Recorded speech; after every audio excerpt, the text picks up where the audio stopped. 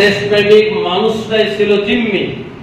তাদের উপর দীর্ঘ সময় ধরে জুলুম এবং নির্যাতন চালানো হয়েছিল এবং অসংখ্য মানুষকে হত্যা করা হয়েছিল। এবং এই জালিম এবং ফ্যাসিস্টের বিরুদ্ধে আন্দোলন সংগ্রাম করতে গিয়ে বাংলাদেশ জামাত ইসলামের শীর্ষ সকল নেতৃবৃন্দ বাছাই করা 11 জন আমিরে জামাতকে হত্যা করা হয়েছে। আমরা এক এক করে আমাদের নেতৃবৃন্দকে হারাতে হয়েছে, তাদেরকে শহীদ করা হয়েছে। শুধু এতটুকু সীমার মধ্যে সীমাবদ্ধ নয়, বাংলাদেশের হাজার হাজার মানুষকে হত্যা করা হয়েছে, ঠিক না? কিন্তু অতঃপর আল্লাহ তাআলার ঘোষণা, ইন্না মাআল উসরি ইউসরা, ইন্না মাআল উসরি ইউসরা, নিশ্চয়ই এই কঠিন সময়ের পরে আল্লাহর পক্ষ থেকে নেয়ামত সময়ের কথা যেটা আল্লাহর কোরআন জানিয়েছে, আমরা সচক্ষে সেটা প্রমাণ পেয়েছি, ঠিক না? আল্লাহর ঘোষণা, ওয়ালা তাহিনু ওয়ালা তাহজানু ওয়া আনতুমুল আ'লাউনা ইন কুনতুম মুমিনিন। তোমরা ভীত হও না, সন্ত্রস্ত হও না, তোমরা এই বিজয়ী হবে যদি তোমরা মুমিন হতে পারো, ঠিক না? এই ঘোষণাটা কার? আল্লাহ রাব্বুল আলামিনের। এই ঘোষণার বাস্তব প্রতিফলন আমরা সচক্ষে প্রত্যক্ষ করেছি, ঠিক না? আল্লাহর ঘোষণা, জালিমদেরকে জুলুম করবার যে সুযোগ, সূরা মুজাম্মিলের সম্ভবত 9 থেকে 13 নম্বর আয়াতে আল্লাহ বলেছেন, যারা জুলুম করছে, জালিমের ভূমিকা অবতীর্ণ হচ্ছে, তাদের ব্যাপারে তোমরা সতর্ক থাকো এবং আলাদা হয়ে তোমরা তোমাদের দায়িত্ব পালন করতে থাকো।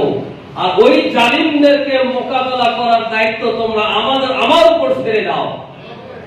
আমরা আল্লাহর উপর ছেড়ে দিয়েছি আর আমরা আমাদের দায়িত্ব পালন করবার চেষ্টা করেছি, ঠিক না? শত নির্বাচন, শত শাহাদত, শত জুলুমের পরও বাংলাদেশের রাজপথ থেকে নারায়ে তাকবীর ধ্বনিকে মুছিয়ে ফেলা সম্ভব হয় নাই। লাখো লাখো ইসলামের আন্দোলনের কর্মীদেরকে জেলখানায় নেওয়ার পরও বাংলাদেশ জামাত ইসলামী এবং ইসলামী ছাত্র শিবিরের কর্মসূচিকে বন্ধ করে দেওয়া সম্ভব হয় নাই।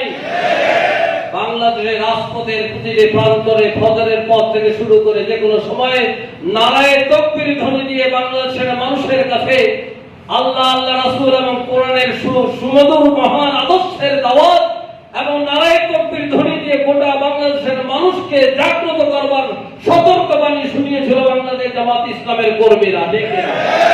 প্রিয় ভাইরা, সেই দীর্ঘ পথ পরিক্রমার পরে 25শে জুলাই আগস্টের অভ্যুত্থানে বাংলাদেশের যে নিয়ামতপূর্ণ সময় আমাদেরকে আল্লাহ তাআলা দিয়েছিলেন, সেটির একটি পরিসমাপ্তি ঘটেছে 12ই ফেব্রুয়ারি নির্বাচনের মধ্য দিয়ে, ঠিক না?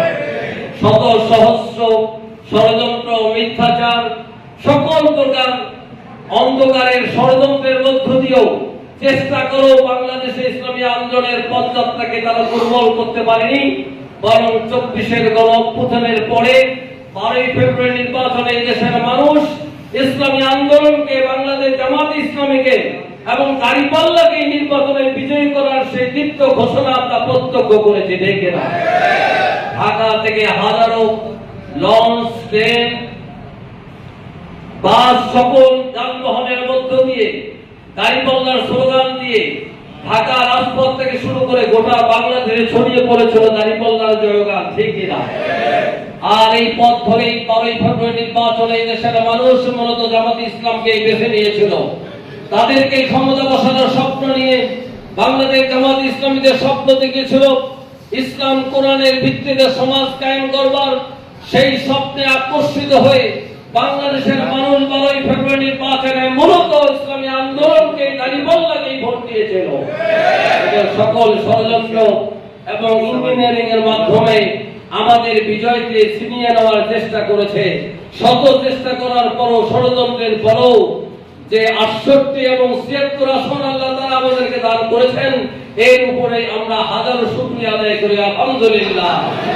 কারণ সবাই বলেছেন এবং কিছু উপদেষ্টাও বলেছেন যে বাংলাদেশ জামাত ইসলামীকে মূল হিসেবে রাখতে পারেনি। মূলত অনেকের ধারণা যে 212 দল করে 14টি আসন বাংলাদেশ জামাত ইসলামী নির্বাচিত হওয়ার কথা ছিল, কিন্তু ষড়যন্ত্রের মাধ্যমে আমাদের নির্বাচনে ছিনিয়ে নিয়ে 68 এবং 76 আসনে আমাদের সীমাবদ্ধ করেছে। আমরা আল্লাহর শুকরিয়া আদায় করে এটা আমাদের আমিরে জামাত থেকে শুরু করে আমরা সবাই এটাকে গ্রহণ করেছি, ঠিক কিনা? কারণ 210-12 আসনে নির্বাচনে বিজয়ের পর এর সুফল গণমানুষের যে প্রত্যাশাটা এটা পূরণে আমাদের জন্য খুব কঠিন হতো।